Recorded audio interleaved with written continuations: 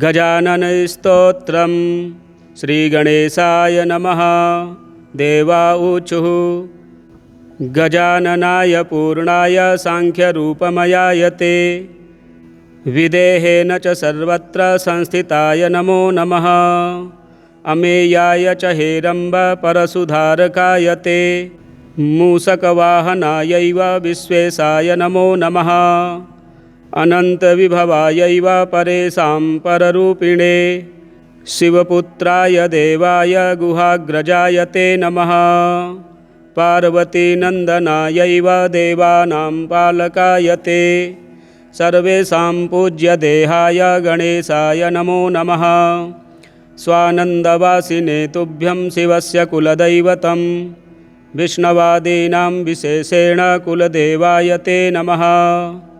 योगाकाराय सर्वेषां योगशान्तिप्रदाय च ब्रह्मेशाय नमस्तुभ्यं ब्रह्मभूतप्रदाय ते सिद्धिबुद्धिपते नाथ सिद्धिबुद्धिप्रदायिने मायिने मायिकेभ्यश्च मोहदाय नमो नमः।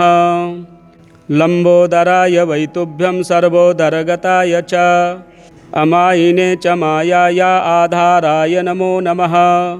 गजः सर्वस्य बीजं यत्तेन चिह्नेन विघ्नप योगिनस्त्वां प्रजानन्ति तदाकारा भवन्ति ते तेन त्वं गजवक्त्रश्च किं स्तुमस्तवां गजानन।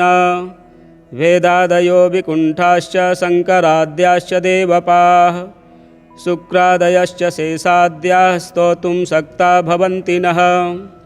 तथापि संस्तुतोऽसि त्वं स्फूर्त्या त्वद्दर्शनात्मना एवमुक्त्वा प्रणेमुस्तं गजाननं शिवादयः। सतानुवाच प्रीतात्मा भक्तिभावेन तोषितः। गजानन उवाच भवत्कृतमिदं स्तोत्रं मदीयं सर्वदं भवेत् पठते शृण्वते चैव ब्रह्मभूतप्रदायकम्। श्रीमद्गलोक्तं गजाननस्तोत्रं सम्पूर्णम्। सूर्यकृता श्रीगणाधीशस्तुतिः।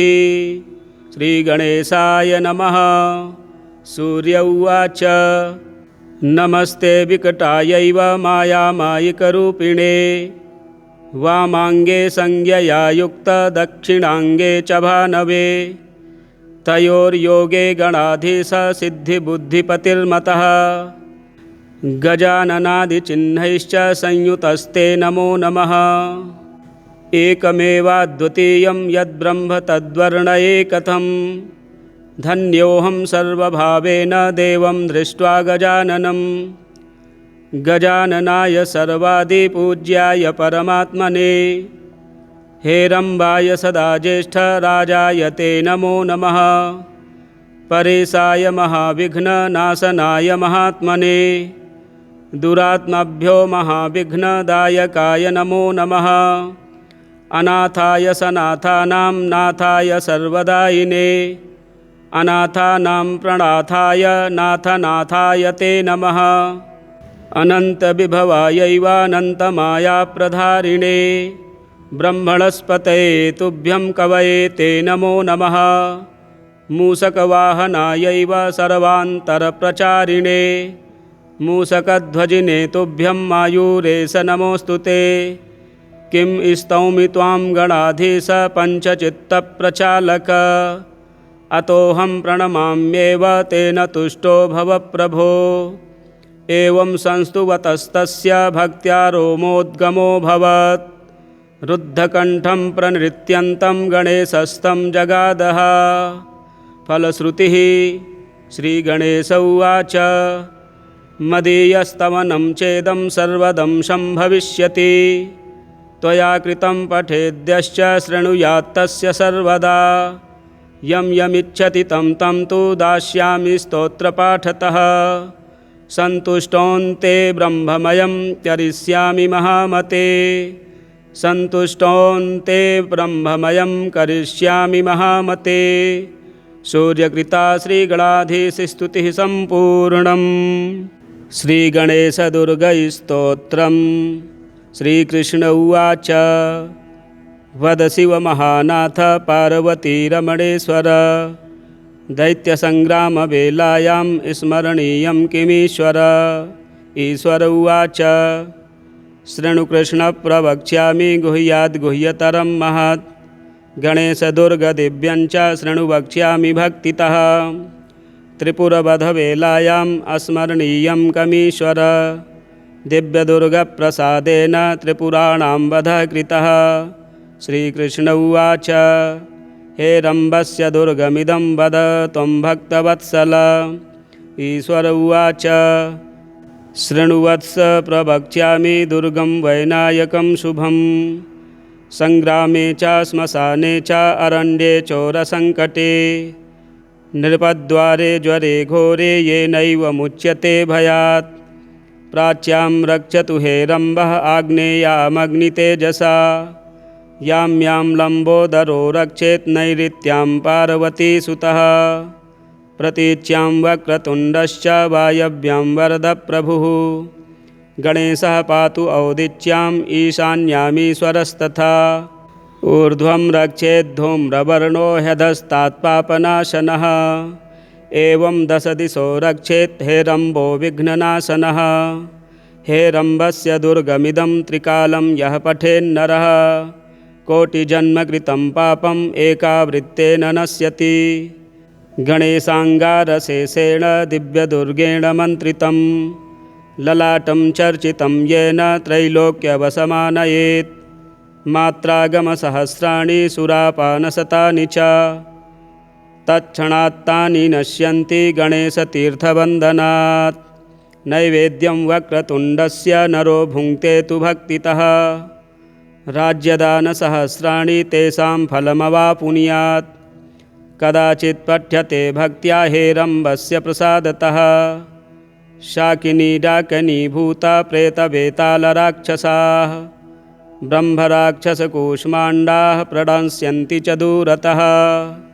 भूर्जे वा ताडपत्रे वा दुर्गं हे रम्भमालिखेत्।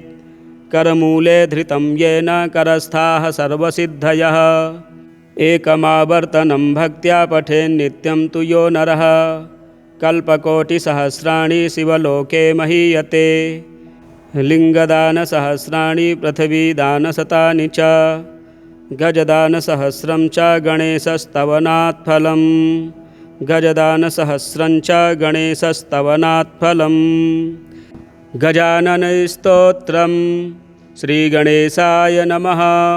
देवा ऊचुः गजाननाय पूर्णाय साङ्ख्यरूपमयाय ते। विदेहेन च सर्वत्र संस्थिताय नमो नमः। अमेयाय च हे रम्भ परशुधारकाय ते। मूषकवाहनायैव विश्वेशाय नमो नमः। अनन्तविभवायैव परेशां पररूपिणे। शिवपुत्राय देवाय गुहाग्रजाय ते नमः। पार्वतीनन्दनायैव देवानां पालकाय ते। सर्वेषां पूज्यदेहाय गणेशाय नमो नमः। स्वानन्दवासिने तुभ्यं शिवस्य कुलदैवतं। विष्णवादीनां विशेषेण कुलदेवाय ते नमः। योगाकाराय सर्वेषां योगशान्तिप्रदाय च। ब्रह्मेशाय नमस्तुभ्यं ब्रह्मभूतप्रदाय ते। सिद्धिबुद्धिपते नाथ सिद्धिबुद्धिप्रदायिने। मायिने मायिकेभ्यश्च मोहदाय नमो नमः। लम्बोदराय वैतुभ्यं सर्वोदरगताय च। अमायिने च मायाय आधाराय नमो नमः। गजः सर्वस्य बीजं यत्तेन चिह्नेन विघ्नप। योगिनस्त्वां प्रजानन्ति तदाकारा भवन्ति ते। तेन त्वं गजवक्त्रश्च किं स्तुमस्तवां गजानन। वेदादयो विकुण्ठाश्च शङ्कराद्याश्च देवपाः। शुक्रादयश्च शेषाद्याः स्तोतुं शक्ता भवन्ति नः। तथापि संस्तुतोऽसि त्वं स्फूर्त्या त्वद्दर्शनात्मना। एवमुक्त्वा प्रणेमुस्तं गजाननं शिवादयः। सतानुवाच प्रीतात्मा भक्तिभावेन तोषितः। गजानन उवाच भवत्कृतमिदं स्तोत्रं मदीयं सर्वदं भवेत्। पठते शृण्वते चैव ब्रह्मभूतप्रदायकम्। श्रीमद्गलोक्तं गजाननस्तोत्रं सम्पूर्णम्। सूर्यकृता श्रीगणाधीशस्तुतिः। श्रीगणेशाय नमः। सूर्य उवाच नमस्ते विकटायैव मायामायिकरूपिणे वामाङ्गे संज्ञया युक्तदक्षिणाङ्गे च भानवे तयोर्योगे गणाधीश सिद्धिबुद्धिपतिर्मतः गजाननादिचिह्नैश्च संयुतस्ते नमो नमः। एकमेवाद्वितीयं यद्ब्रह्म तद्वर्णये कथं धन्योऽहं सर्वभावेन देवं दृष्ट्वा गजाननं। गजाननाय सर्वादिपूज्याय परमात्मने हेरम्बाय सदा ज्येष्ठराजाय ते नमो नमः। परेशाय महाविघ्ननाशनाय महात्मने दुरात्माभ्यो महाविघ्नदायकाय नमो नमः। अनाथाय सनाथानां नाथाय सर्वदायिने अनाथानां प्रणाथाय नाथनाथाय ते नमः। अनन्तविभवायैवानन्तमायाप्रधारिणे ब्रह्मणस्पतये तुभ्यं कवये ते नमो नमः। मूषकवाहनायैव सर्वान्तरप्रचारिणे मूषकध्वजिने तुभ्यं मायूरेश नमोऽस्तु ते। किं स्तौमि त्वां गणाधीश पञ्चचित्तप्रचालक अतोऽहं प्रणमाम्येव तेन तुष्टो भव प्रभो। एवं संस्तुवतस्तस्य भक्त्या रोमोद्गमोऽभवत् रुद्धकण्ठं प्रणृत्यन्तं गणेशस्तं जगादः। फलश्रुतिः श्रीगणेश उवाच मदीयस्तवनं चेदं सर्वदं सम्भविष्यति त्वया कृतं पठेद्यश्च शृणुयात्तस्य सर्वदा। यं यमिच्छति तं तं तु दास्यामि स्तोत्रपाठतः।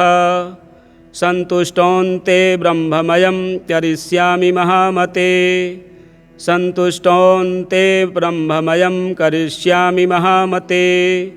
सूर्यकृता श्रीगणाधीशस्तुतिः सम्पूर्णम्। श्रीगणेशदुर्गस्तोत्रम्।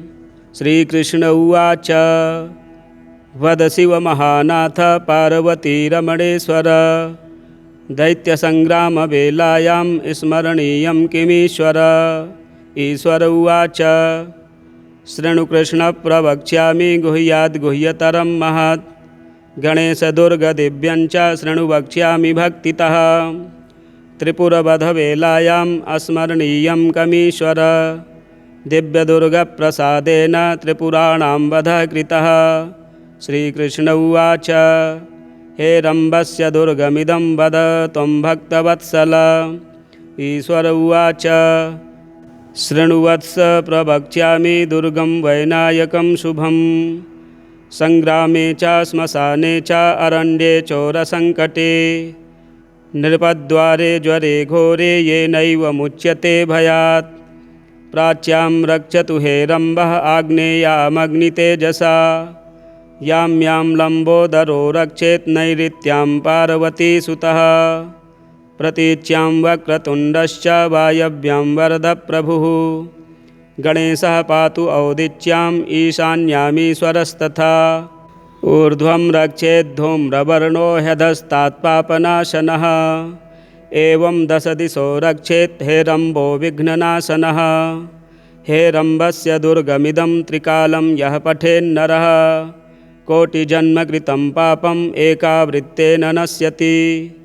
गणेशाङ्गारशेषेण दिव्यदुर्गेण मन्त्रितं ललाटं चर्चितं येन त्रैलोक्यवसमानयेत्। मात्रागमसहस्राणि सुरापानशतानि च तत्क्षणात्तानि नश्यन्ति गणेशतीर्थवन्दनात्। नैवेद्यं वक्रतुण्डस्य नरो भुङ्क्ते तु भक्तितः राज्यदानसहस्राणि तेषां फलमवापुनुयात्। कदाचित् पठ्यते भक्त्या हेरम्बस्य प्रसादतः शाकिनी डाकिनी भूता प्रेतवेतालराक्षसाः ब्रह्मराक्षसकूष्माण्डाः प्रणश्यन्ति च दूरतः। भूर्जे वा ताडपत्रे वा दुर्गं हेरम्बमालिखेत् करमूले धृतं येन करस्थाः सर्वसिद्धयः एकमावर्तनं भक्त्या पठेन्नित्यं तु यो नरः कल्पकोटिसहस्राणि शिवलोके महीयते लिङ्गदानसहस्राणि पृथिवीदानशतानि च गजदानसहस्रं च गणेशस्तवनात् फलम् गजदानसहस्रं च गणेशस्तवनात् फलम् गजाननस्तोत्रम् श्रीगणेशाय नमः। देवा ऊचुः गजाननाय पूर्णाय सांख्यरूपमयायते विदेहेन च सर्वत्र संस्थिताय नमो नमः। अमेयाय च हेरम्ब परशुधारकाय ते मूषकवाहनायैव विश्वेशाय नमो नमः।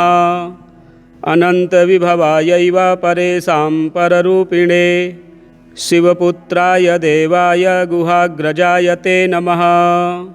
पार्वतीनन्दनायैव देवानां पालकाय ते सर्वेषां पूज्यदेहाय गणेशाय नमो नमः।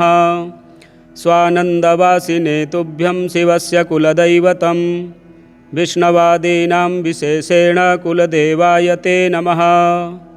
योगाकाराय सर्वेषां योगशान्तिप्रदाय च ब्रह्मेशाय नमस्तुभ्यं ब्रह्मभूतप्रदाय ते सिद्धिबुद्धिपते नाथ सिद्धिबुद्धिप्रदायिने मायिने मायिकेभ्यश्च मोहदाय नमो नमः।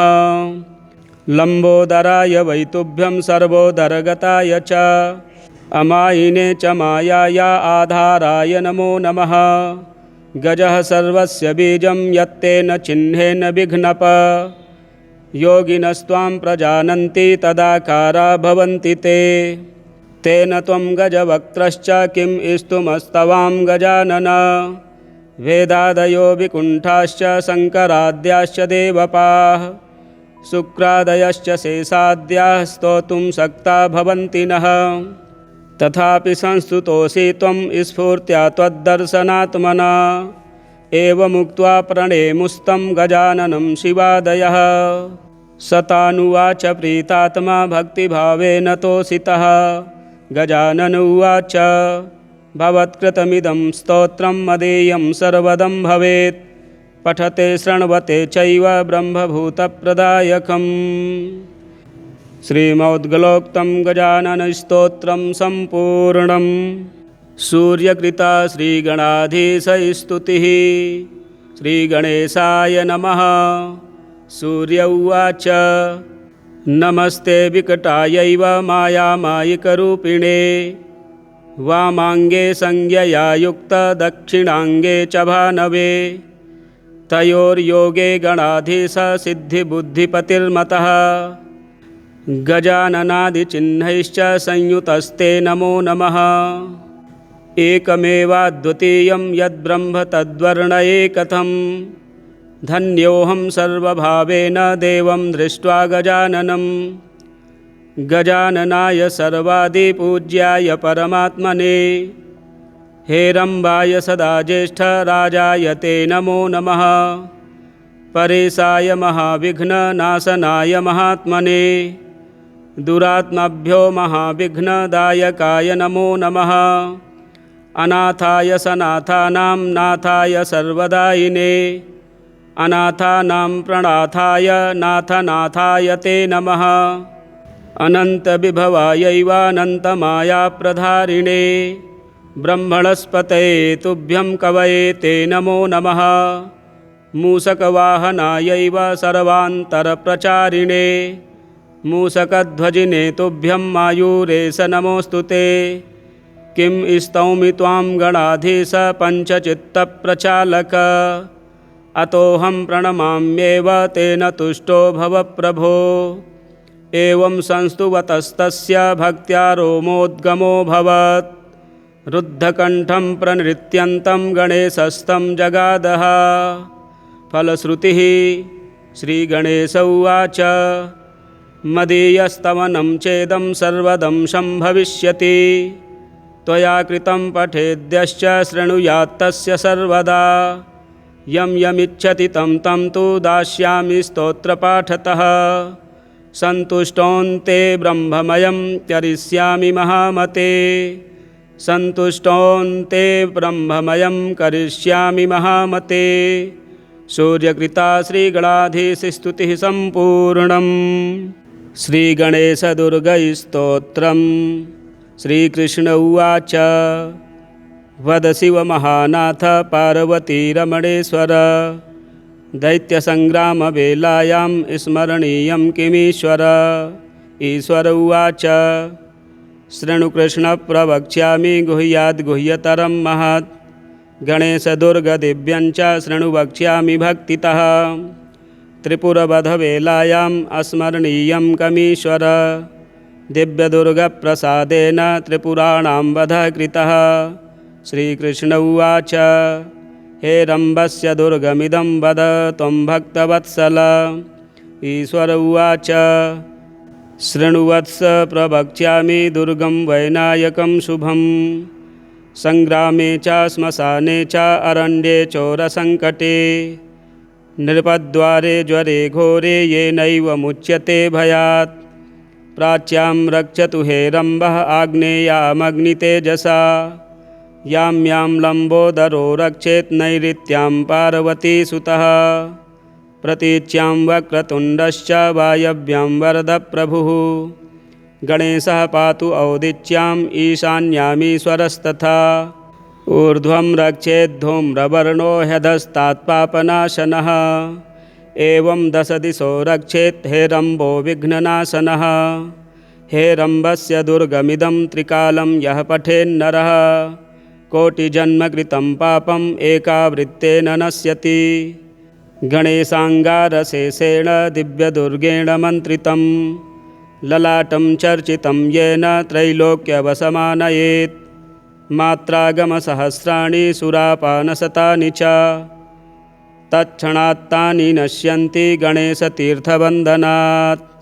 नैवेद्यं वक्रतुण्डस्य नरो भुङ्क्ते तु भक्तितः। राज्यदानसहस्राणि तेषां फलमवापुनुयात्। कदाचित् पठ्यते भक्त्या हे रम्भस्य प्रसादतः। शाकिनी डाकिनीभूता प्रेतवेतालराक्षसाः। ब्रह्मराक्षसकूष्माण्डाः प्रणश्यन्ति च दूरतः। भूर्जे वा ताडपत्रे वा दुर्गं हे रम्भमालिखेत्। करमूले धृतं येन करस्थाः सर्वसिद्धयः। एकमावर्तनं भक्त्या पठेन्नित्यं तु यो नरः। कल्पकोटिसहस्राणि शिवलोके महीयते। लिङ्गदानसहस्राणि पृथिवीदानशतानि च। गजदानसहस्रं च गणेशस्तवनात् फलम्। गजदानसहस्रं च गणेशस्तवनात् फलम्। गजाननस्तोत्रम्। श्रीगणेशाय नमः। देवा ऊचुः। गजाननाय पूर्णाय साङ्ख्यरूपमयाय ते। विदेहेन च सर्वत्र संस्थिताय नमो नमः। अमेयाय च हेरम्ब परशुधारकाय ते। मूषकवाहनायैव विश्वेशाय नमो नमः। अनन्तविभवायैव परेशां पररूपिणे। शिवपुत्राय देवाय गुहाग्रजाय ते नमः। पार्वतीनन्दनायैव देवानां पालकाय ते। सर्वेषां पूज्यदेहाय गणेशाय नमो नमः। स्वानन्दवासिने तुभ्यं शिवस्य कुलदैवतं। विष्णवादीनां विशेषेण कुलदेवाय ते नमः। योगाकाराय सर्वेषां योगशान्तिप्रदाय च। ब्रह्मेशाय नमस्तुभ्यं ब्रह्मभूतप्रदाय ते। सिद्धिबुद्धिपते नाथ सिद्धिबुद्धिप्रदायिने। मायिने मायिकेभ्यश्च मोहदाय नमो नमः। लम्बोदराय वैतुभ्यं सर्वोदरगताय च। अमायिने च मायाय आधाराय नमो नमः। गजः सर्वस्य बीजं यत्तेन चिह्नेन विघ्नप। योगिनस्त्वां प्रजानन्ति तदाकारा भवन्ति ते। तेन त्वं गजवक्त्रश्च किं स्तुमस्तवां गजानन। वेदादयो विकुण्ठाश्च शङ्कराद्याश्च देवपाः शुक्रादयश्च शेषाद्याः स्तोतुं शक्ता भवन्ति नः। तथापि संस्तुतोऽसि त्वं स्फूर्त्या त्वद्दर्शनात्मना एवमुक्त्वा प्रणेमुस्तं गजाननं शिवादयः। सतानुवाच प्रीतात्मा भक्तिभावेन तोषितः। गजानन उवाच भवत्कृतमिदं स्तोत्रं मदीयं सर्वदं भवेत् पठते शृण्वते चैव ब्रह्मभूतप्रदायकम्। श्रीमद्गलोक्तं गजाननस्तोत्रं सम्पूर्णम्। सूर्यकृता श्रीगणाधीशस्तुतिः। श्रीगणेशाय नमः। सूर्य उवाच नमस्ते विकटायैव मायामायिकरूपिणे वामाङ्गे संज्ञया युक्तदक्षिणाङ्गे च भानवे तयोर्योगे गणाधीशसिद्धिबुद्धिपतिर्मतः गजाननादिचिह्नैश्च संयुतस्ते नमो नमः। एकमेवाद्वितीयं यद्ब्रह्म तद्वर्णये कथं धन्योऽहं सर्वभावेन देवं दृष्ट्वा गजाननं। गजाननाय सर्वादिपूज्याय परमात्मने हेरम्बाय सदा ज्येष्ठराजाय ते नमो नमः। परेशाय महाविघ्ननाशनाय महात्मने दुरात्माभ्यो महाविघ्नदायकाय नमो नमः। अनाथाय सनाथानां नाथाय सर्वदायिने अनाथानां प्रणाथाय नाथनाथाय ते नमः। अनन्तविभवायैवानन्तमायाप्रधारिणे ब्रह्मणस्पतये तुभ्यं कवये ते नमो नमः। मूषकवाहनायैव सर्वान्तरप्रचारिणे मूषकध्वजिने तुभ्यं मायूरेश नमोऽस्तु ते। किं स्तौमि त्वां गणाधीश पञ्चचित्तप्रचालक अतोऽहं प्रणमाम्येव तेन तुष्टो भव प्रभो। एवं संस्तुवतस्तस्य भक्त्या रोमोद्गमोऽभवत् रुद्धकण्ठं प्रणृत्यन्तं गणेशस्तं जगादः। फलश्रुतिः श्रीगणेश उवाच मदीयस्तवनं चेदं सर्वदं सम्भविष्यति त्वया कृतं पठेद्यश्च शृणुयात्तस्य सर्वदा। यं यमिच्छति तं तं तु दास्यामि स्तोत्रपाठतः। सन्तुष्टोऽन्ते ब्रह्ममयं करिष्यामि महामते सन्तुष्टोऽन्ते ब्रह्ममयं करिष्यामि महामते। सूर्यकृता श्रीगणाधीशस्तुतिः सम्पूर्णम्। श्रीगणेशदुर्गस्तोत्रम्। श्रीकृष्ण उवाच वद शिवमहानाथ पार्वतीरमणेश्वर दैत्यसङ्ग्रामवेलायां स्मरणीयं किमीश्वर। ईश्वर उवाच शृणु कृष्ण प्रवक्ष्यामि गुह्याद्गुह्यतरं महत् गणेशदुर्गदिव्यञ्च शृणु वक्ष्यामि भक्तितः। त्रिपुरवधवेलायाम् अस्मरणीयं कमीश्वर दिव्यदुर्गप्रसादेन त्रिपुराणां वधः कृतः। श्रीकृष्ण उवाच हे रम्भस्य दुर्गमिदं वद त्वं भक्तवत्सल। ईश्वर उवाच शृणुवत्स प्रवक्ष्यामि दुर्गं वैनायकं शुभं सङ्ग्रामे च श्मशाने च अरण्ये चोरसङ्कटे नृपद्वारे ज्वरे घोरे येनैव मुच्यते भयात्। प्राच्यां रक्षतु हे रम्भः आग्नेयामग्नितेजसा यां यां लम्बोदरो रक्षेत् नैऋत्यां पार्वतीसुतः।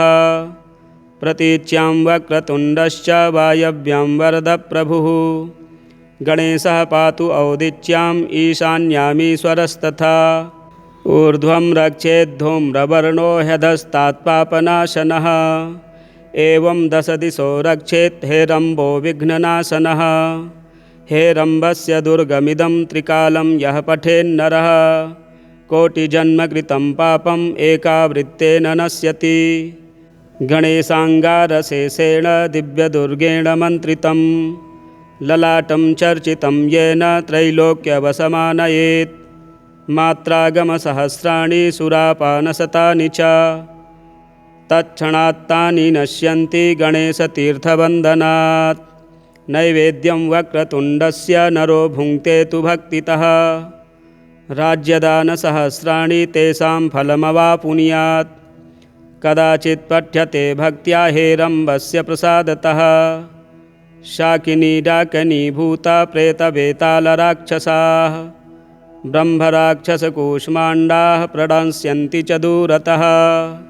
भूर्जे वा ताडपत्रे वा दुर्गं हेरम्बमालिखेत् करमूले धृतं येन करस्थाः सर्वसिद्धयः। एकमावर्तनं भक्त्या पठेन्नित्यं तु यो नरः कल्पकोटिसहस्राणि शिवलोके महीयते।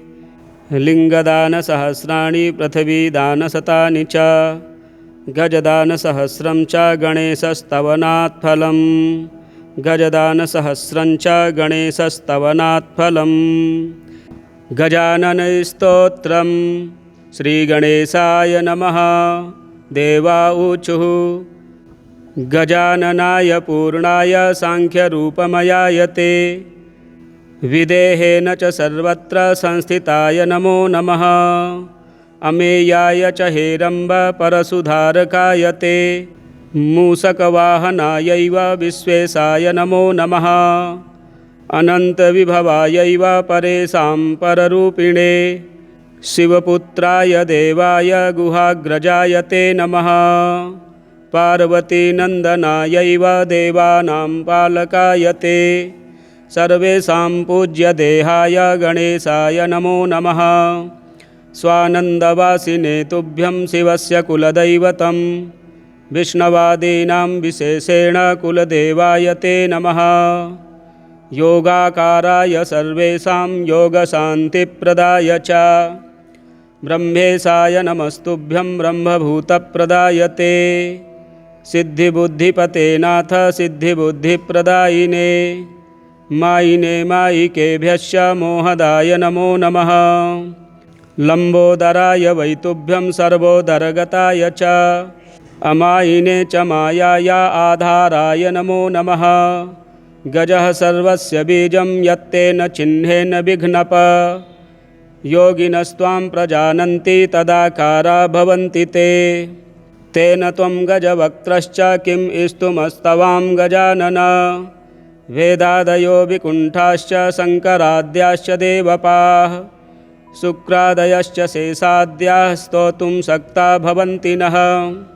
तथापि संस्तुतोऽसि त्वं स्फूर्त्या त्वद्दर्शनात्मना एवमुक्त्वा प्रणेमुस्तं गजाननं शिवादयः। सतानुवाच प्रीतात्मा भक्तिभावेन तोषितः।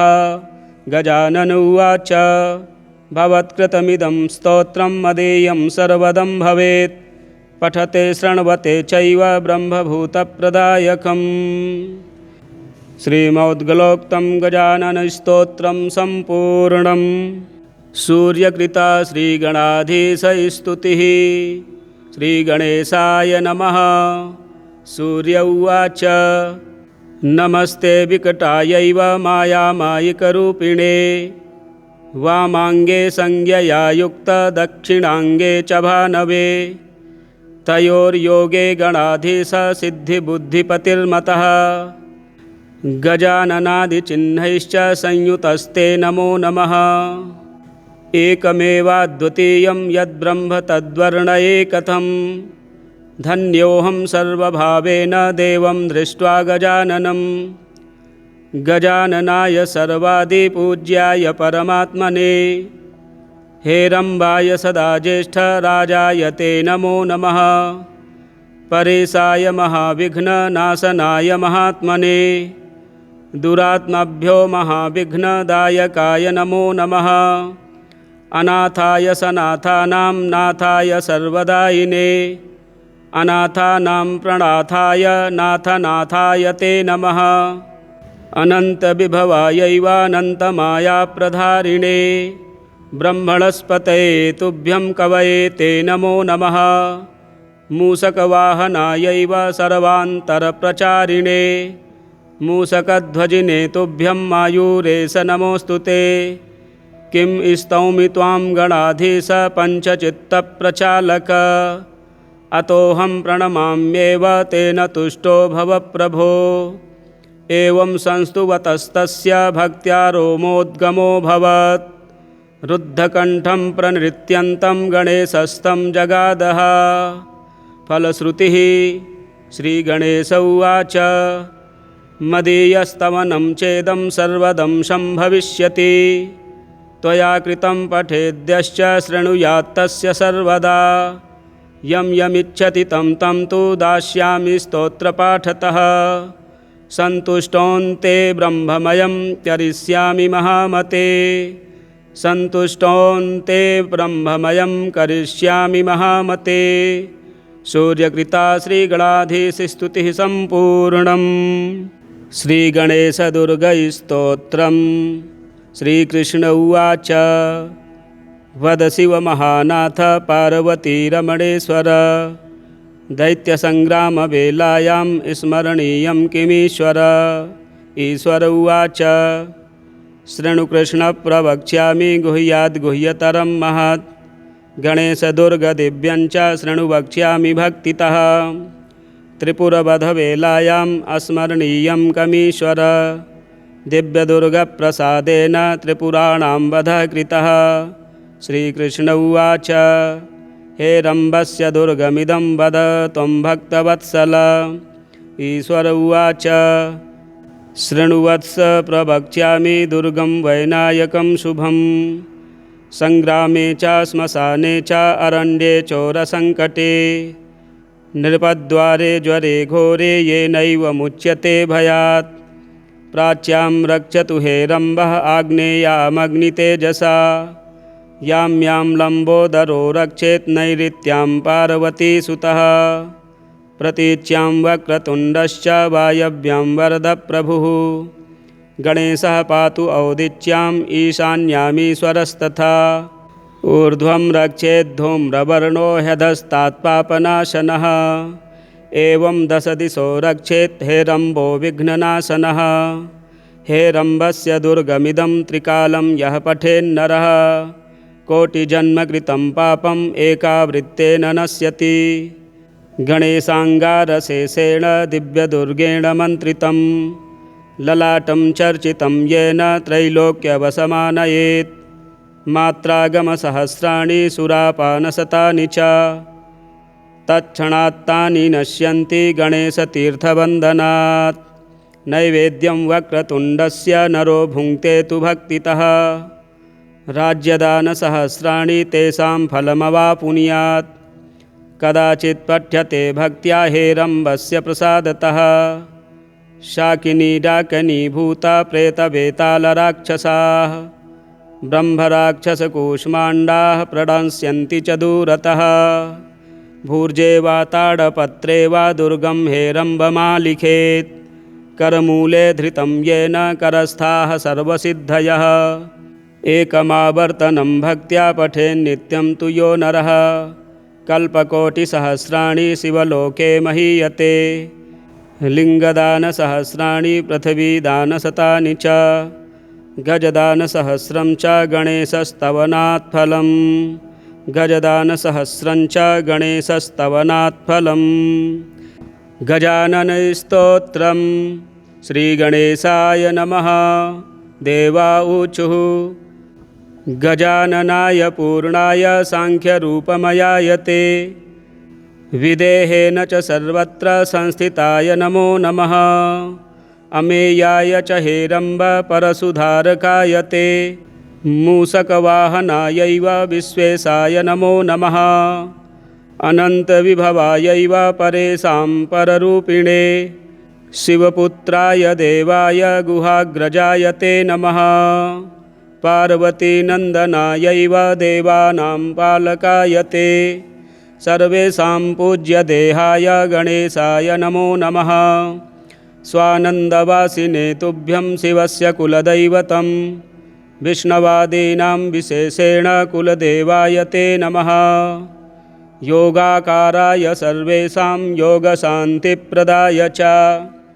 ब्रह्मेशाय नमस्तुभ्यं ब्रह्मभूतप्रदाय ते। सिद्धिबुद्धिपते नाथ सिद्धिबुद्धिप्रदायिने मायिने मायिकेभ्यश्च मोहदाय नमो नमः। लम्बोदराय वै तुभ्यं सर्वोदरगताय च अमायिने च मायाया आधाराय नमो नमः। गजः सर्वस्य बीजं यत्ते न चिह्नेन विघ्नप योगिनस्त्वां प्रजानन्ति तदाकारा भवन्ति ते। तेन त्वं गजवक्त्रश्च किं स्तुमस्तवां गजानन वेदादयो विकुण्ठाश्च शङ्कराद्याश्च देवपाः शुक्रादयश्च शेषाद्याः स्तोतुं शक्ता भवन्ति नः। तथापि संस्तुतोऽसि त्वं स्फूर्त्या त्वद्दर्शनात्मना एवमुक्त्वा प्रणेमुस्तं गजाननं शिवादयः। सतानुवाच प्रीतात्मा भक्तिभावेन तोषितः गजानन उवाच भवत्कृतमिदं स्तोत्रं मदीयं सर्वदं भवेत् पठते शृण्वते चैव ब्रह्मभूतप्रदायकम्। श्रीमोद्गलोक्तं गजाननस्तोत्रं सम्पूर्णम्। सूर्यकृता श्रीगणाधीशस्तुतिः श्रीगणेशाय नमः। सूर्य उवाच नमस्ते विकटायैव मायामायिकरूपिणे वामाङ्गे संज्ञया युक्तदक्षिणाङ्गे च भानवे तयोर्योगे गणाधीश सिद्धिबुद्धिपतिर्मतः गजाननादिचिह्नैश्च संयुतस्ते नमो नमः। एकमेवाद्वितीयं यद्ब्रह्म तद्वर्णये कथं धन्योऽहं सर्वभावेन देवं दृष्ट्वा गजाननं। गजाननाय सर्वादिपूज्याय परमात्मने हेरम्बाय सदा ज्येष्ठराजाय ते नमो नमः। परेशाय महाविघ्ननाशनाय महात्मने दुरात्मभ्यो महाविघ्नदायकाय नमो नमः। अनाथाय सनाथानां नाथाय सर्वदायिने अनाथानां प्रणाथाय नाथनाथाय ते नमः। अनन्तविभवायैवानन्तमायाप्रधारिणे ब्रह्मणस्पतये तुभ्यं कवये ते नमो नमः। मूषकवाहनायैव सर्वान्तरप्रचारिणे मूषकध्वजिने तुभ्यं मायूरेश नमोऽस्तु ते। किं स्तौमि त्वां गणाधीश पञ्चचित्तप्रचालक अतोऽहं प्रणमाम्येव तेन तुष्टो भव प्रभो। एवं संस्तुवतस्तस्य भक्त्या रोमोद्गमोऽभवत् रुद्धकण्ठं प्रणृत्यन्तं गणेशस्तं जगादः। फलश्रुतिः श्रीगणेश उवाच मदीयस्तवनं चेदं सर्वदं सम्भविष्यति त्वया कृतं पठेद्यश्च शृणुयात्तस्य सर्वदा। यं यमिच्छति तं तं तु दास्यामि स्तोत्रपाठतः सन्तुष्टोऽन्ते ब्रह्ममयं करिष्यामि महामते। सन्तुष्टोऽन्ते ब्रह्ममयं करिष्यामि महामते। सूर्यकृता श्रीगणाधीशस्तुतिः सम्पूर्णम्। श्रीगणेशदुर्गस्तोत्रम्। श्रीकृष्ण उवाच वद शिव महानाथ पार्वतीरमणेश्वर दैत्यसङ्ग्रामवेलायां स्मरणीयं किमीश्वर। ईश्वर उवाच शृणु कृष्ण प्रवक्ष्यामि गुह्याद्गुह्यतरं महत् गणेशदुर्गदिव्यञ्च शृणु वक्ष्यामि भक्तितः। त्रिपुरवधवेलायाम् अस्मरणीयं कमीश्वर दिव्यदुर्गप्रसादेन त्रिपुराणां वधः कृतः। श्रीकृष्ण उवाच हे रम्भस्य दुर्गमिदं वद त्वं भक्तवत्सल। ईश्वर उवाच शृणुवत्स प्रवक्ष्यामि दुर्गं वैनायकं शुभं सङ्ग्रामे च श्मशाने च अरण्ये चोरसङ्कटे नृपद्वारे ज्वरे घोरे येनैव मुच्यते भयात्। प्राच्यां रक्षतु हे रम्भः आग्नेयामग्नितेजसा यां यां लम्बोदरो रक्षेत् नैऋत्यां पार्वतीसुतः। प्रतीच्यां वक्रतुण्डश्च वायव्यां वरदप्रभुः गणेशः पातु औदिच्याम् ईशान्यामीश्वरस्तथा ऊर्ध्वं रक्षेद्धूम्रवर्णो ह्यधस्तात्पापनाशनः एवं 10 दिशो रक्षेत् हेरम्बो विघ्ननाशनः हेरम्बस्य दुर्गमिदं त्रिकालं यः पठेन्नरः कोटिजन्मकृतं पापम् एकावृत्तेन नश्यति गणेशाङ्गारशेषेण दिव्यदुर्गेण मन्त्रितं ललाटं चर्चितं येन त्रैलोक्यवसमानयेत् मात्रागमसहस्राणि सुरापानशतानि च तत्क्षणात्तानि नश्यन्ति गणेशतीर्थवन्दनात् नैवेद्यं वक्रतुण्डस्य नरो भुङ्क्ते तु भक्तितः राज्यदानसहस्राणि तेषां फलमवापुनुयात् कदाचित् पठ्यते भक्त्या हेरम्बस्य प्रसादतः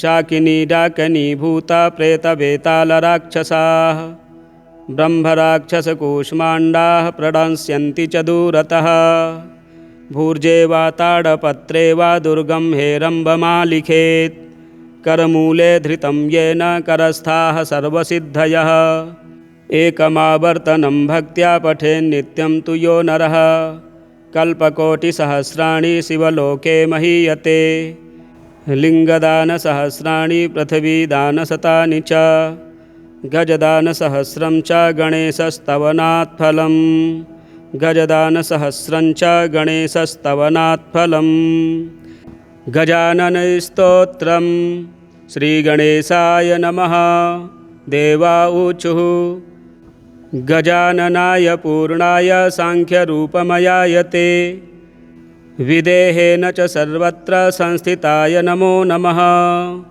अमेयाय च हेरम्ब परशुधारकाय ते मूषकवाहनायैव विश्वेशाय नमो नमः अनन्तविभवायैव परेशां पररूपिणे शिवपुत्राय देवाय गुहाग्रजाय ते नमः पार्वतीनन्दनायैव देवानां पालकाय ते सर्वेषां पूज्यदेहाय गणेशाय नमो नमः स्वानन्दवासिने तुभ्यं शिवस्य कुलदैवतं विष्णवादीनां विशेषेण कुलदेवाय ते नमः योगाकाराय सर्वेषां योगशान्तिप्रदाय च ब्रह्मेशाय नमस्तुभ्यं ब्रह्मभूतप्रदाय ते सिद्धिबुद्धिपते नाथ सिद्धिबुद्धिप्रदायिने मायिने मायिकेभ्यश्च मोहदाय नमो नमः लम्बोदराय वैतुभ्यं सर्वोदरगताय च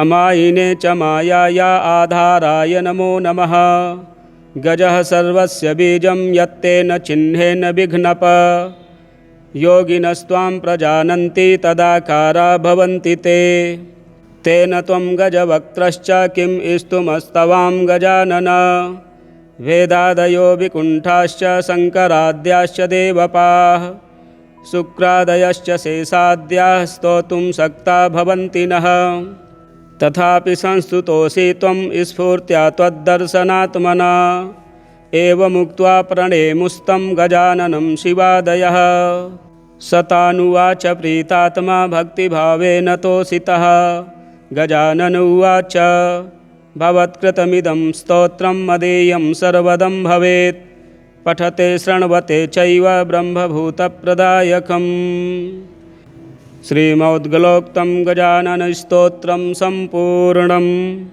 सूर्यकृता श्रीगणाधीशस्तुतिः श्रीगणेशाय नमः सूर्य उवाच नमस्ते विकटायैव मायामायिकरूपिणे वामाङ्गे संज्ञया युक्तदक्षिणाङ्गे च भानवे तयोर्योगे गणाधीश सिद्धिबुद्धिपतिर्मतः गजाननादिचिह्नैश्च संयुतस्ते नमो नमः एकमेवाद्वितीयं यद्ब्रह्म तद्वर्णये कथं धन्योऽहं सर्वभावेन देवं दृष्ट्वा गजाननं गजाननाय सर्वादिपूज्याय परमात्मने हेरम्बाय सदा ज्येष्ठराजाय ते नमो नमः परेशाय महाविघ्ननाशनाय महात्मने दुरात्मभ्यो महाविघ्नदायकाय नमो नमः।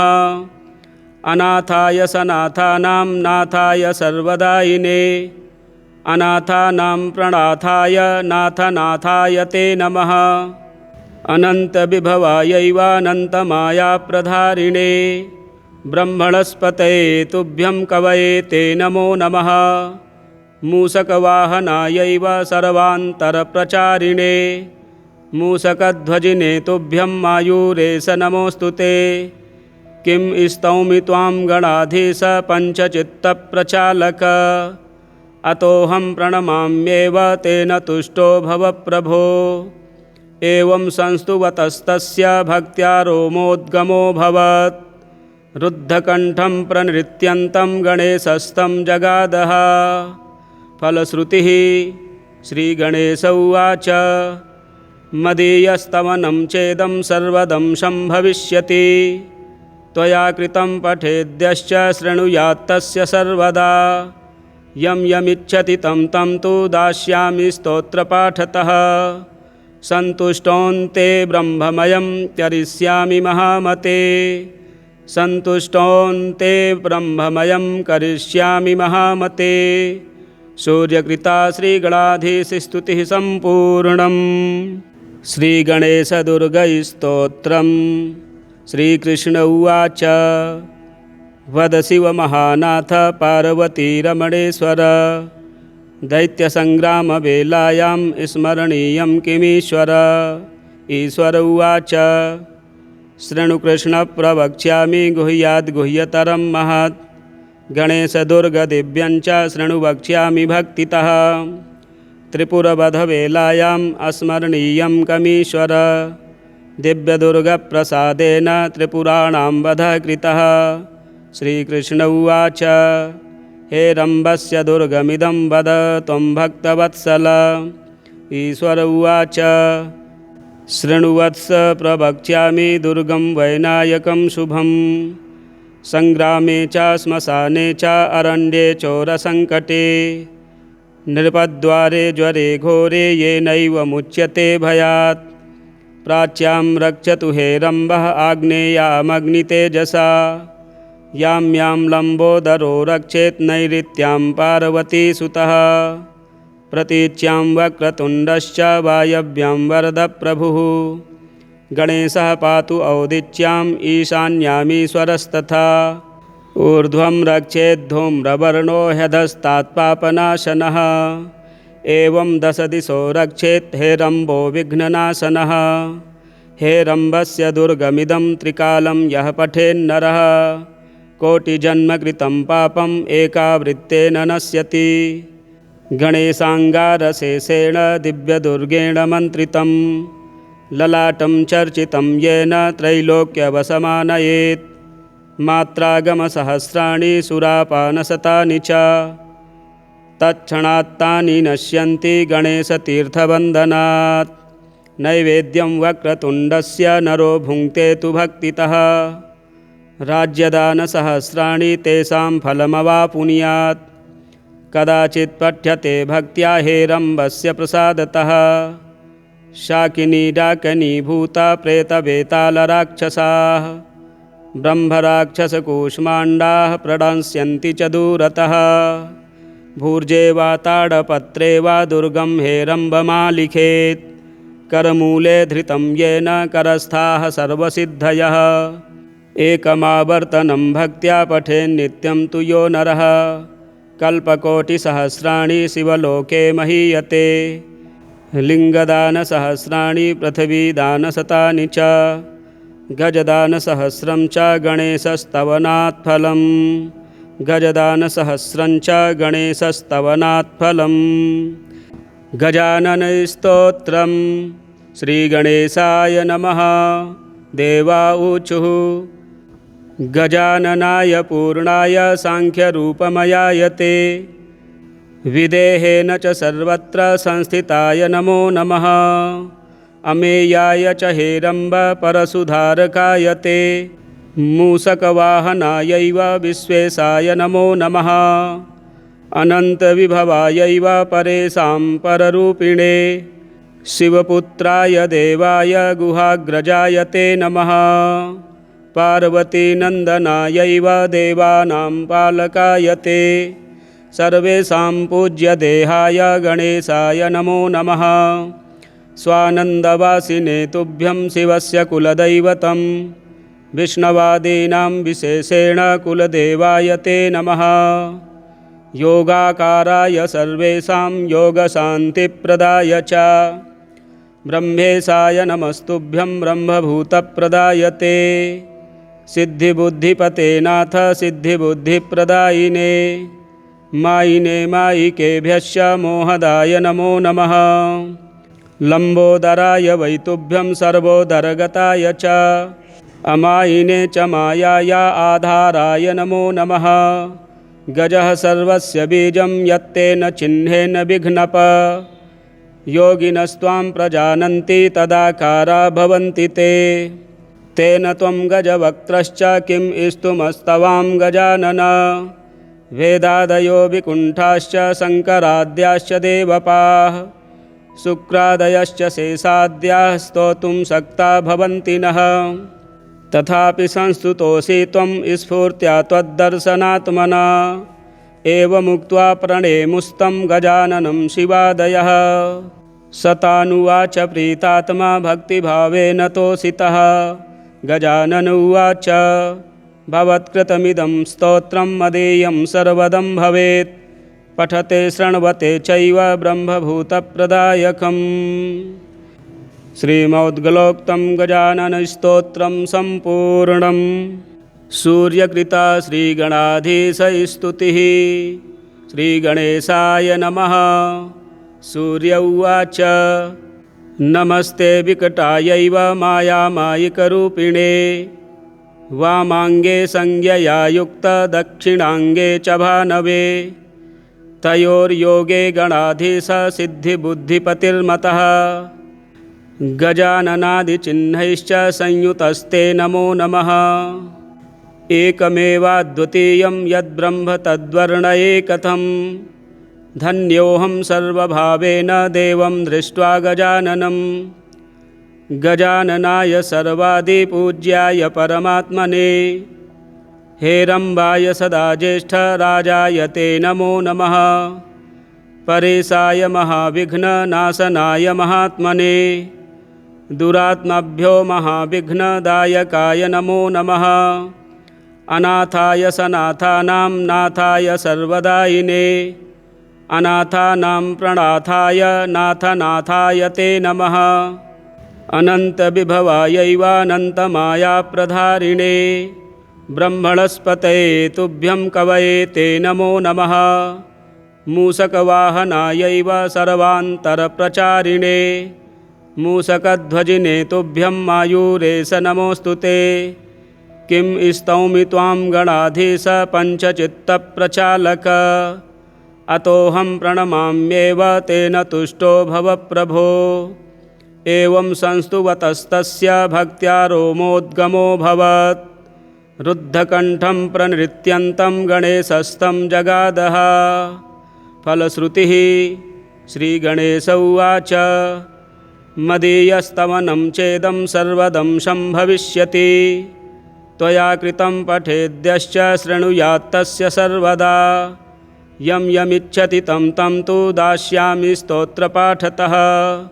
सन्तुष्टोऽन्ते ब्रह्ममयं करिष्यामि महामते सन्तुष्टोऽन्ते ब्रह्ममयं करिष्यामि महामते। सूर्यकृता श्रीगणाधीशस्तुतिः सम्पूर्णम्। श्रीगणेशदुर्गस्तोत्रम्। श्रीकृष्ण उवाच वद शिवमहानाथ पार्वतीरमणेश्वर दैत्यसङ्ग्रामवेलायां स्मरणीयं किमीश्वर। ईश्वर उवाच शृणुकृष्ण प्रवक्ष्यामि गुह्याद्गुह्यतरं महत् गणेशदुर्गदिव्यञ्च शृणु वक्ष्यामि भक्तितः।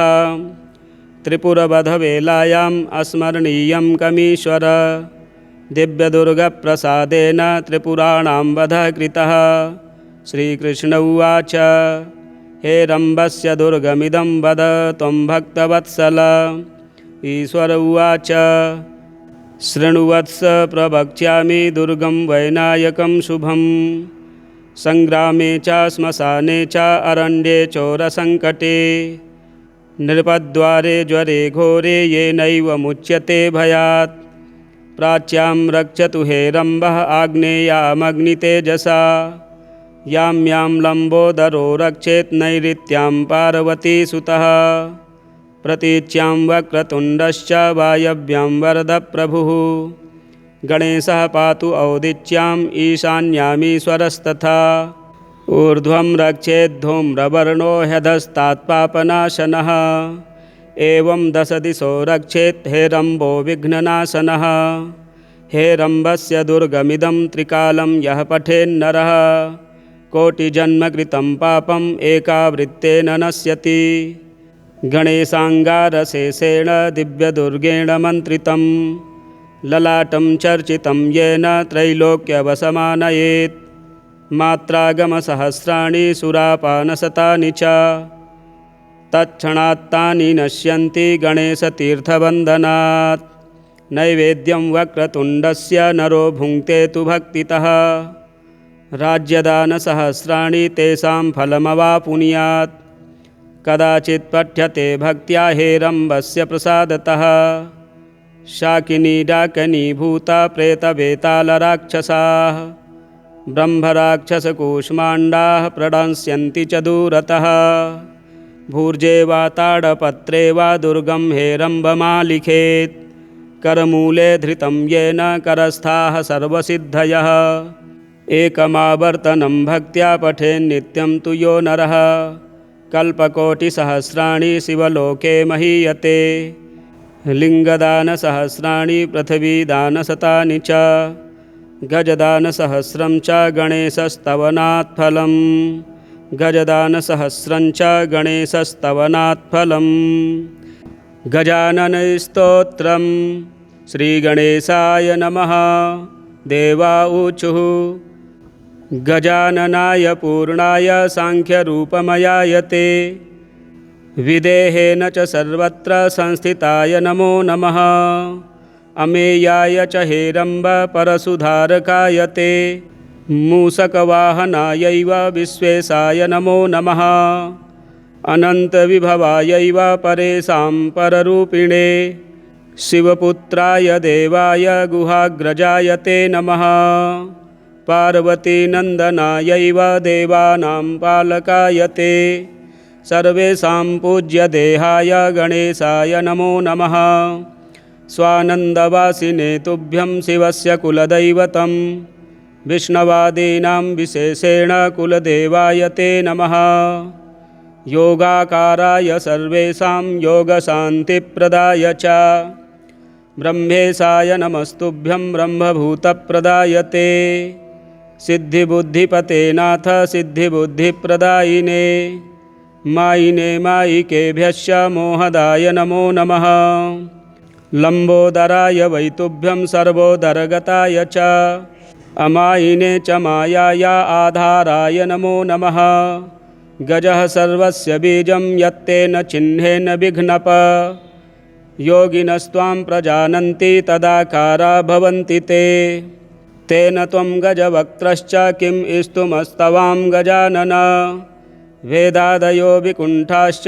शङ्कराद्याश्च देवपाः शुक्रादयश्च शेषाद्याः स्तोतुं शक्ता भवन्ति नः तथापि संस्तुतोऽसि त्वं स्फूर्त्या त्वद्दर्शनात्मना एवमुक्त्वा प्रणेमुस्तं गजाननं शिवादयः सतानुवाच प्रीतात्मा भक्तिभावेन तोषितः गजानन उवाच भवत्कृतमिदं स्तोत्रं मदीयं सर्वदं भवेत् पठते शृण्वते चैव ब्रह्मभूतप्रदायकम् श्रीमौद्गलोक्तं गजाननस्तोत्रं सम्पूर्णम् सूर्यकृता श्रीगणाधीशस्तुतिः श्रीगणेशाय नमः। सूर्य उवाच नमस्ते विकटायैव मायामायिकरूपिणे वामाङ्गे संज्ञया युक्त दक्षिणाङ्गे च भानवे तयोर्योगे गणाधीश सिद्धिबुद्धिपतिर्मतः गजाननादिचिह्नैश्च संयुतस्ते नमो नमः। एकमेवाद्वितीयं यद्ब्रह्म तद्वर्णये कथं धन्योऽहं सर्वभावेन देवं दृष्ट्वा गजाननं। गजाननाय सर्वादिपूज्याय परमात्मने हेरम्बाय सदा ज्येष्ठराजाय ते नमो नमः। परेशाय महाविघ्ननाशनाय महात्मने दुरात्माभ्यो महाविघ्नदायकाय नमो नमः। अनाथाय सनाथानां नाथाय सर्वदायिने अनाथानां प्रणाथाय नाथनाथाय ते नमः। अनन्तविभवायैवानन्तमायाप्रधारिणे ब्रह्मणस्पतये तुभ्यं कवये ते नमो नमः। मूषकवाहनायैव सर्वान्तरप्रचारिणे मूषकध्वजिने तुभ्यं मायूरेश नमोऽस्तु ते। किं स्तौमि त्वां गणाधीश पञ्चचित्तप्रचालक अतोऽहं प्रणमाम्येव तेन तुष्टो भव प्रभो। एवं संस्तुवतस्तस्य भक्त्या रोमोद्गमोऽभवत् रुद्धकण्ठं प्रणृत्यन्तं गणेशस्तं जगादः। फलश्रुतिः श्रीगणेश उवाच मदीयस्तवनं चेदं सर्वदंशं भविष्यति त्वया कृतं पठेद्यश्च शृणुयात्तस्य सर्वदा। यं यमिच्छति तं तं तु दास्यामि स्तोत्रपाठतः। सन्तुष्टोऽन्ते ब्रह्ममयं करिष्यामि महामते सन्तुष्टोऽन्ते ब्रह्ममयं करिष्यामि महामते। सूर्यकृता श्रीगणाधीशस्तुतिः सम्पूर्णम्। श्रीगणेशदुर्गैस्तोत्रम्। श्रीकृष्ण उवाच वद शिव महानाथ पार्वतीरमणेश्वर दैत्यसङ्ग्रामवेलायां स्मरणीयं किमीश्वर। ईश्वर उवाच शृणु कृष्ण प्रवक्ष्यामि गुह्याद्गुह्यतरं महत् गणेशदुर्गदिव्यञ्च शृणु वक्ष्यामि भक्तितः। त्रिपुरवधवेलायाम् अस्मरणीयं कमीश्वर दिव्यदुर्गप्रसादेन त्रिपुराणां वधः कृतः। श्रीकृष्ण उवाच हे रम्भस्य दुर्गमिदं वद त्वं भक्तवत्सल। ईश्वर उवाच शृणुवत्स प्रवक्ष्यामि दुर्गं वैनायकं शुभं सङ्ग्रामे च श्मशाने च अरण्ये चोरसङ्कटे नृपद्वारे ज्वरे घोरे येनैव मुच्यते भयात्। प्राच्यां रक्षतु हे रम्भः आग्नेयामग्नितेजसा यां यां लम्बोदरो रक्षेत् नैऋत्यां पार्वतीसुतः।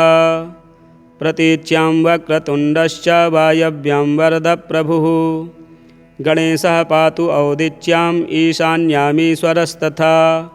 ऊर्ध्वं रक्षेद्धूम्रवर्णो ह्यधस्तात्पापनाशनः एवं दशदिशो रक्षेत् हे रम्भो विघ्ननाशनः।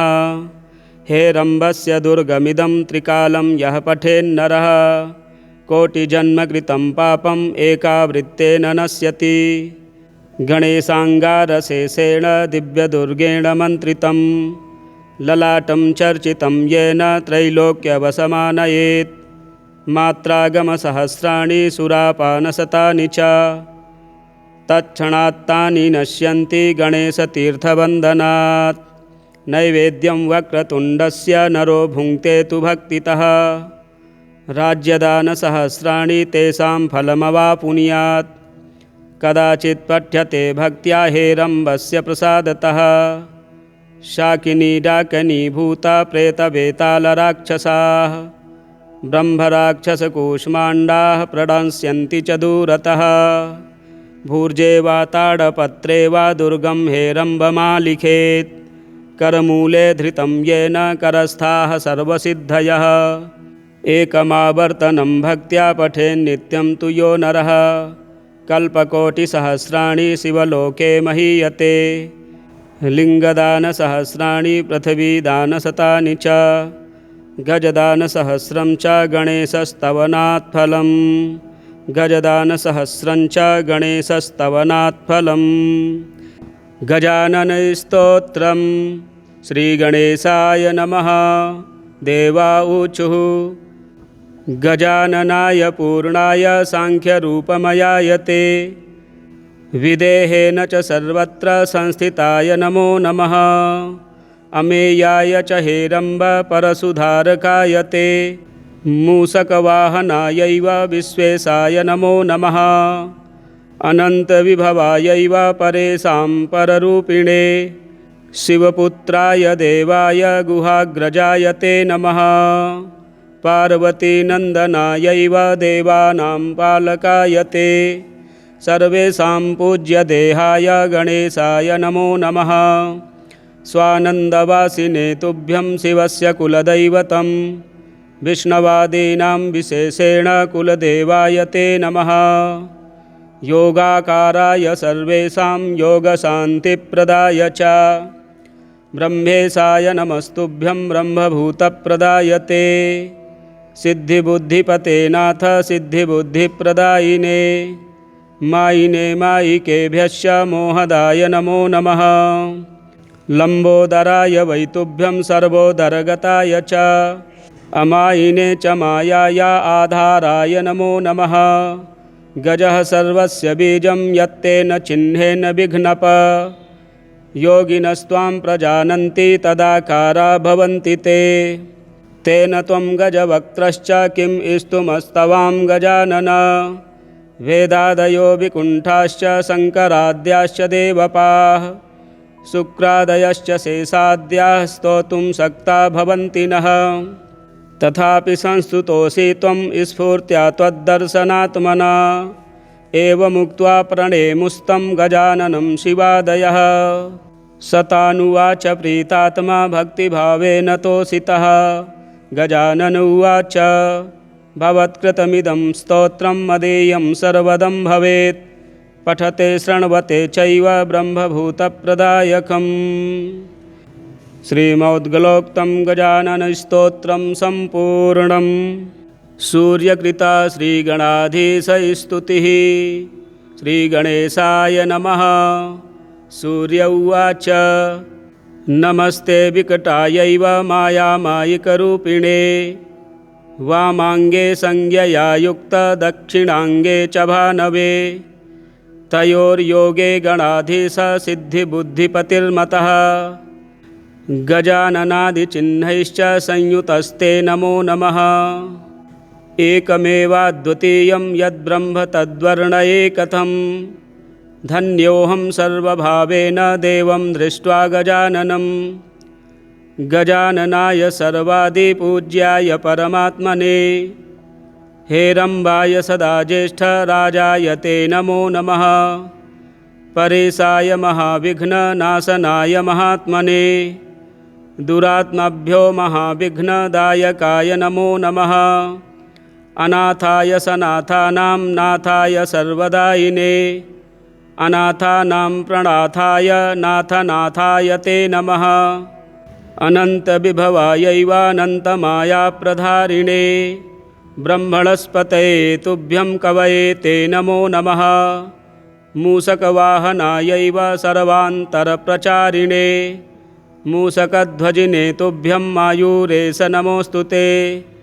किं स्तौमि त्वां गणाधीश पञ्चचित्तप्रचालक अतोऽहं प्रणमाम्येव तेन तुष्टो भव प्रभो। एवं संस्तुवतस्तस्य भक्त्या रोमोद्गमोऽभवत् रुद्धकण्ठं प्रणृत्यन्तं गणेशस्तं जगादः। फलश्रुतिः श्रीगणेश उवाच मदीयस्तवनं चेदं सर्वदं सम्भविष्यति त्वया कृतं पठेद्यश्च शृणुयात्तस्य सर्वदा। यं यमिच्छति तं तं तु दास्यामि स्तोत्रपाठतः। सन्तुष्टोऽन्ते ब्रह्ममयं करिष्यामि महामते। सन्तुष्टोऽन्ते ब्रह्ममयं करिष्यामि महामते। सूर्यकृता श्रीगणाधीशस्तुतिः सम्पूर्णम्। श्रीगणेशदुर्गस्तोत्रम्। श्रीकृष्ण उवाच वद शिवमहानाथ पार्वतीरमणेश्वर दैत्यसङ्ग्रामवेलायां स्मरणीयं किमीश्वर। ईश्वर उवाच शृणु कृष्ण प्रवक्ष्यामि गुह्याद् गुह्यतरं महत् गणेशदुर्गदिव्यञ्च शृणु वक्ष्यामि भक्तितः। त्रिपुरवधवेलायाम् अस्मरणीयं कमीश्वर दिव्यदुर्गप्रसादेन त्रिपुराणां वधः कृतः। श्रीकृष्ण उवाच हे रम्भस्य दुर्गमिदं वद त्वं भक्तवत्सल। ईश्वर उवाच शृणुवत्स प्रवक्ष्यामि दुर्गं वैनायकं शुभम् सङ्ग्रामे च श्मशाने च अरण्ये चोरसङ्कटे नृपद्वारे ज्वरे घोरे येनैव मुच्यते भयात्। प्राच्यां रक्षतु हे रम्भः आग्नेयामग्नितेजसा यां यां लम्बोदरो रक्षेत् नैऋत्यां पार्वतीसुतः प्रतीच्यां वक्रतुण्डश्च वायव्यां वरदप्रभुः। गणेशः पातु औदिच्याम् ईशान्यामीश्वरस्तथा ऊर्ध्वं रक्षेद्धूम्रवर्णो ह्यधस्तात्पापनाशनः एवं दशदिशो रक्षेत् हे रम्भो विघ्ननाशनः। हे रम्भस्य दुर्गमिदं त्रिकालं यः पठेन्नरः कोटिजन्मकृतं पापम् एकावृत्तेन नश्यति। गणेशाङ्गारशेषेण दिव्यदुर्गेण मन्त्रितं ललाटं चर्चितं येन त्रैलोक्यवशमानयेत्।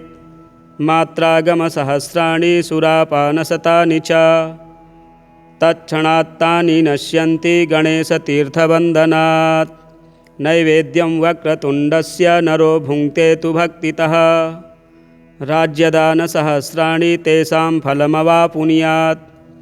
कदाचित् पठ्यते भक्त्या हे रम्भस्य प्रसादतः शाकिनी डाकिनी भूता प्रेतवेतालराक्षसाः ब्रह्मराक्षसकूष्माण्डाः प्रणश्यन्ति च दूरतः। भूर्जे वा ताडपत्रे वा दुर्गं हे रम्भमालिखेत् करमूले धृतं येन करस्थाः सर्वसिद्धयः।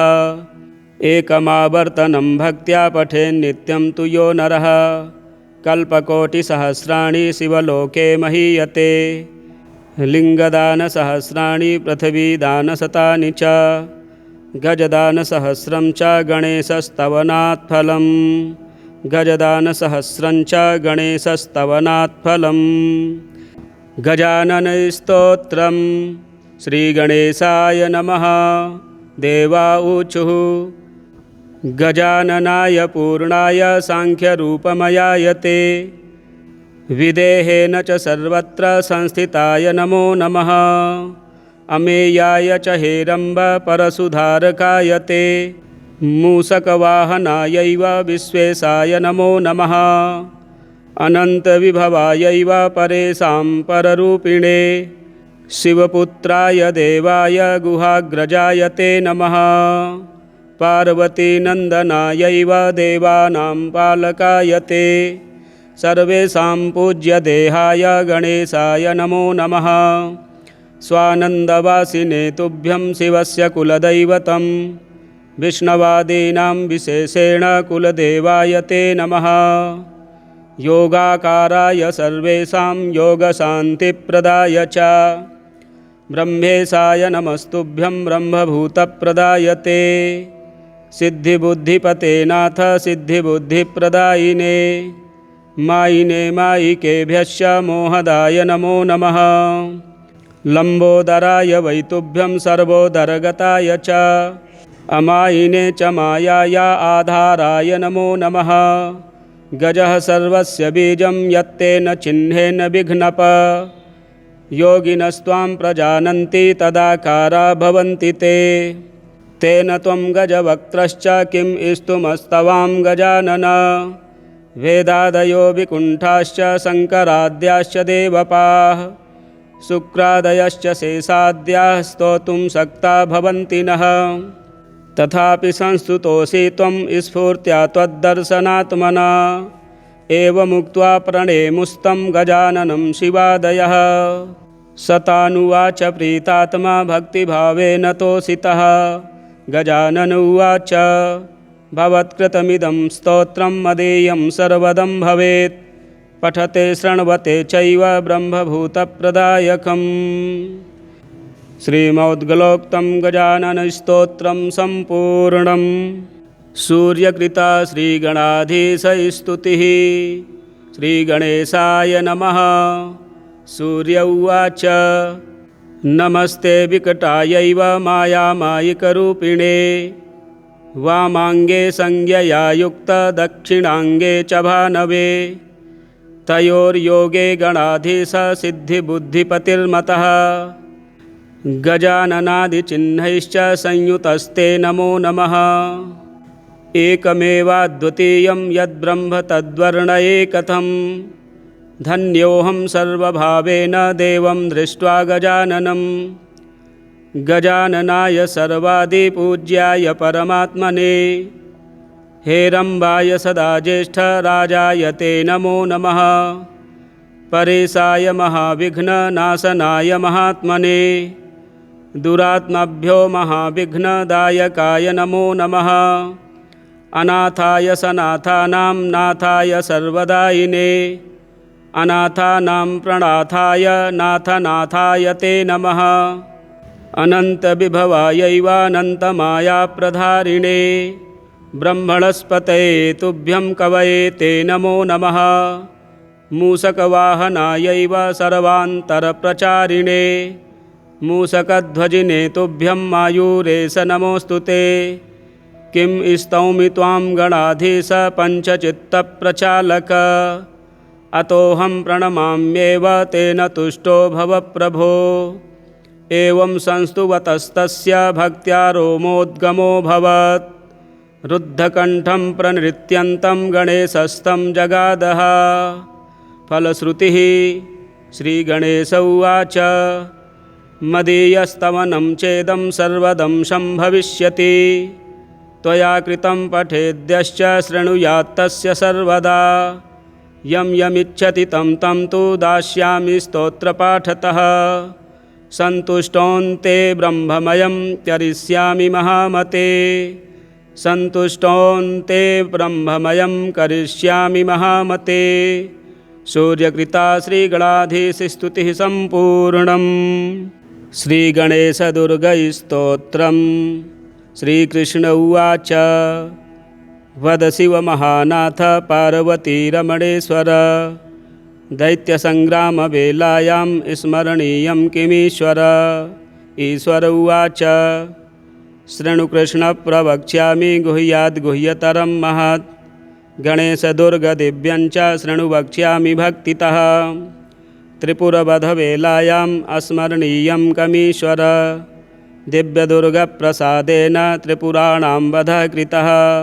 श्रीकृष्ण उवाच हे रम्भस्य दुर्गमिदं वद त्वं भक्तवत्सल। ईश्वर उवाच शृणुवत्स प्रवक्ष्यामि दुर्गं वैनायकं शुभं। सङ्ग्रामे च श्मशाने च अरण्ये चोरसङ्कटे।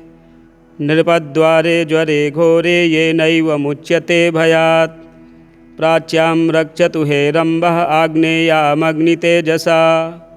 यां यां लम्बोदरो रक्षेत् नैऋत्यां पार्वतीसुतः।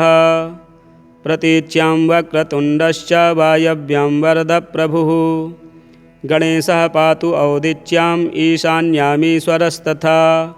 ऊर्ध्वं रक्षेद्धूम्रवर्णो ह्यधस्तात्पापनाशनः। एवं दशदिशो रक्षेत् हे रम्भो विघ्ननाशनः। हे रम्भस्य दुर्गमिदं त्रिकालं यः पठेन्नरः। कोटिजन्मकृतं पापम् एकावृत्तेन नश्यति। गणेशाङ्गारशेषेण दिव्यदुर्गेण मन्त्रितं। ललाटं चर्चितं येन त्रैलोक्यवसमानयेत्। मात्रागमसहस्राणि सुरापानशतानि च। तत्क्षणात्तानि नश्यन्ति गणेशतीर्थवन्दनात्। नैवेद्यं वक्रतुण्डस्य नरो भुङ्क्ते तु भक्तितः। राज्यदानसहस्राणि तेषां फलमवापुनुयात्। कदाचित् पठ्यते भक्त्या हे रम्भस्य प्रसादतः। शाकिनी डाकिनी भूता प्रेतवेतालराक्षसाः। ब्रह्मराक्षसकूष्माण्डाः प्रणश्यन्ति च दूरतः भूर्जे वा ताडपत्रे वा दुर्गं हेरम्बमालिखेत् करमूले धृतं येन करस्थाः सर्वसिद्धयः एकमावर्तनं भक्त्या पठेन्नित्यं तु यो नरः कल्पकोटिसहस्राणि शिवलोके महीयते लिङ्गदानसहस्राणि पृथिवीदानशतानि च गजदानसहस्रं च गणेशस्तवनात् फलं गजदानसहस्रं च गणेशस्तवनात् फलम्। श्रीपद्मपुराणे गणेशदिव्यदुर्गस्तोत्रं सम्पूर्णम्।